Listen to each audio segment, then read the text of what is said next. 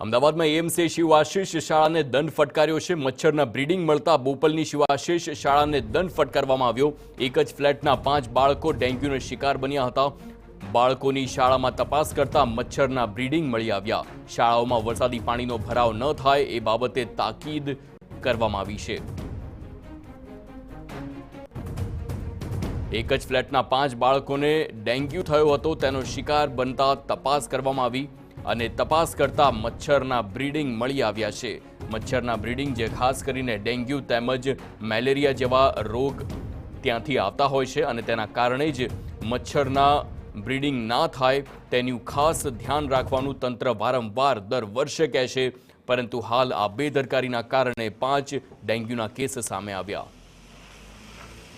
અમદાવાદના બોપલ વિસ્તારની એક સોસાયટીના 5 બાળકોને ડેન્ગ્યુ થતા ત્યારબાદ તરત જ મહાનગરપાલિકાની ટીમ દ્વારા દરોડાની કામગીરી કરવામાં આવી અને એ દરોડાની કામગીરીમાં બોપલની જ શિવાશીષ સ્કૂલને દંડ ફટકારવામાં આવ્યો છે, કારણ કે જે 5 બાળકોને ડેન્ગ્યુ થયા હતા એ પૈકી 3 બાળકો આ શિવાશીષ સ્કૂલમાં અભ્યાસ કરતા હતા। મહાનગરપાલિકાની ટીમ અહીંયા પહોંચી હતી અને એમને અહીંયા મચ્છરના બ્રીડિંગ મળ્યા હતા અને એ મચ્છરના બ્રીડિંગ મળતા તુરંત જ શાળાને દંડ ફટકારવામાં આવ્યો છે। આ સિવાય એ સોસાયટી જ્યાં આવી છે ત્યાં બાજુમાં જ કન્સ્ટ્રક્શન સાઇટ ચાલી રહી હતી અને એના જ કારણે કન્સ્ટ્રક્શન સાઇટને પણ દંડ ફટકારીને એની રજા ચિઠ્ઠી રદ કરવા સહિતની કામગીરી કરવામાં આવી છે। મહત્વનું છે કે વરસાદ પડ્યા બાદ વરસાદી પાણીનો નિકાલ થાય એ ખૂબ જરૂરી છે અને આ સિવાય ચાહે શાળા હોય કે પછી અન્ય કોઈ જાહેર જગ્યાઓ હોય, એ તમામ જાહેર જગ્યાઓ પર એ વરસાદી પાણીના કારણે મચ્છરના બ્રીડિંગ ના થાય એ બાબતને લઈને આરોગ્ય વિભાગની ટીમ દ્વારા સતત દરોડાની કામગીરી કરવામાં આવતી હોય છે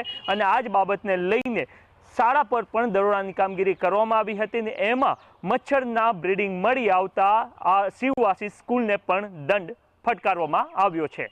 કેમેરામેન નટવર પરમાર સાથે નરેન્દ્ર રાઠોડ, TV9 અમદાવાદ।